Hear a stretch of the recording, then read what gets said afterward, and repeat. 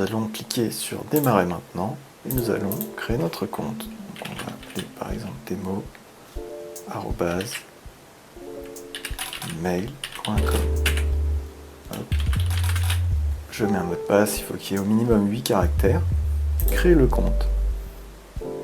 Voilà, ensuite nous allons arriver sur la deuxième partie du formulaire qui correspond à mes coordonnées. Donc je vais mettre mon prénom, Vincent, mon nom, mon numéro de téléphone et je vais cliquer sur continuer. Et enfin la dernière partie du formulaire consiste à donner les informations de mon établissement.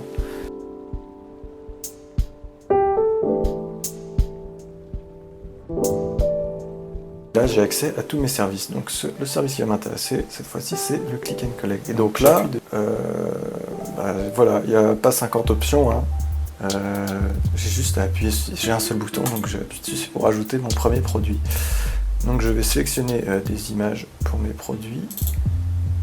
Hop, là, j'ai pris une image de hamburger. Donc, je mets le titre, hamburger. Je peux mettre un prix avant réduction.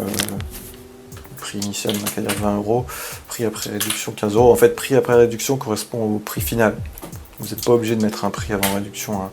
C'est juste si vous voulez faire une réduction, par exemple là, pour la réouverture, on n'a qu'à dire qu'on le met à 10 €. Et habituellement, il était peut-être à 13,50 €. Voilà, c'est de la nourriture, donc taux de TVA à 10%. On peut mettre une description, c'est pas obligatoire. Excellent. Burger. Gourmet, hop, ça c'est vraiment le burger français, enregistré. Voilà, donc mon premier produit apparaît ici. Donc l'idée c'est d'ajouter ces produits les plus vendus. Hein. Moi je vais en mettre quelques-uns vraiment pour le test. Hein.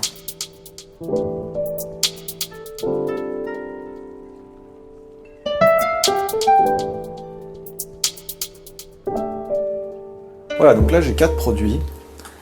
Bon, bien sûr, on peut tous les modifier, il n'y a aucun problème à ce niveau-là.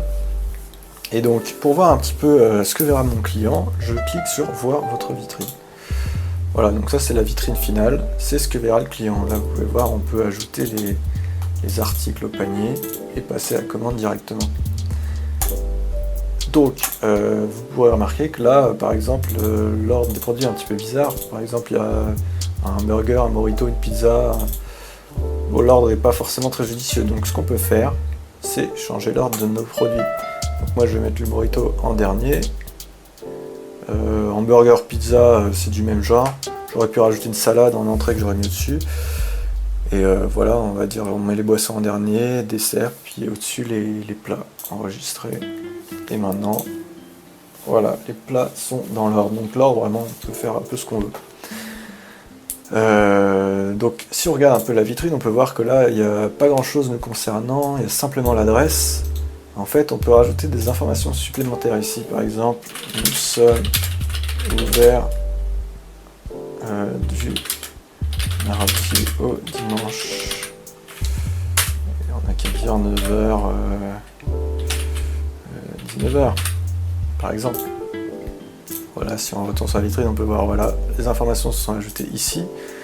Et on peut encore ajouter autre chose, par exemple une image. Pour ajouter l'image, il faut retourner sur le menu principal, ici. Et là, en fait, on peut modifier les données de l'établissement. Par exemple, je peux dire qu'en fait, on n'est pas à Paris, on est à Grenoble, 38 000.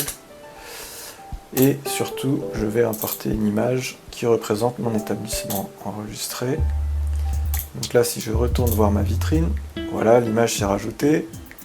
On peut voir que l'adresse a bien été changée, 38 000 Grenoble. Voilà, en fait, c'est pas plus compliqué que ça. Là, le client, il a toutes les informations nécessaires. Il a la marche à suivre, donc il fait son choix en ligne, comme ça. Hop, il ajoute à son panier. Ensuite, il rajoute des précisions. C'est quand il va passer en caisse.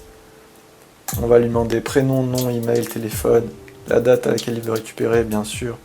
La date est indiquée ici. Et ici, il a des allergies, par exemple, merci de ne pas mettre de gluten. Voilà, il peut vous laisser un message, il peut vous dire, si vous faites de la livraison, il peut vous pouvez l'indiquer dans les informations, il peut vous dire merci de me livrer, il peut laisser son adresse hein, s'il juge que c'est nécessaire, il peut vous laisser vraiment tout ce qu'il veut comme information. Bien sûr, toutes ces informations vous seront directement données dans votre page de gestion de commande. Le but étant de rendre vraiment l'interface facile d'utilisation. Donc voilà, vous, tout ce que vous avez à faire, c'est rajouter vos produits, rajouter quelques informations concernant votre établissement et c'est tout. Hein. Tout est fait. Et ensuite, vous, quand vous voulez voir vos commandes, et bien vous cliquez ici, voir mes commandes. Bon, pour le moment, il n'y a pas de commandes passées sur cet établissement, mais c'est là qu'apparaîtront toutes vos commandes avec tous les détails clients, le contenu des commandes, etc. que vous pourrez préparer. Imaginons, vous n'avez plus de gâteau au chocolat, et bien tout ce que vous avez à faire, c'est aller sur votre vitrine et cliquer sur mettre en pause. Là, la vente sur le gâteau au chocolat est en pause. Si vous faites voir la vitrine, le gâteau au chocolat n'est plus proposé au client, il est en pause. Et en fait, là où c'est intéressant, c'est que vous allez pouvoir, si par exemple vous avez des produits que vous servez certains jours ou à une certaine heure de la journée, et ben vous allez pouvoir mettre tous vos produits et activer ou désactiver en fonction de ce que vous voulez servir en temps réel. Voilà, là je mets la pizza en pause. Par exemple, je ne sers pas de nourriture avant 16h. Je mets mes plats en pause. Hop, voir ma vitrine. Et il propose que des desserts, boissons.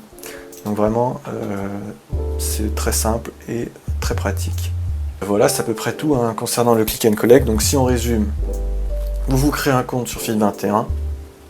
Vous ajoutez vos coordonnées, les coordonnées de votre établissement, vous ajoutez vos produits, vous mettez les produits dans l'ordre, vous prenez des images, vous pouvez prendre des images sur des sites libres de droit, comme ces images-là, elles sont très jolies, on trouve vraiment de très belles choses.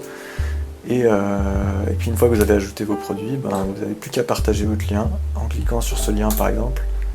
Ça me dit lien copié dans le presse-papier, donc vous pouvez par exemple envoyer un mail au client ou le mettre sur votre Facebook. Là, si je copie le lien, je fais entrer, voilà, j'arrive bien sur ma vitrine.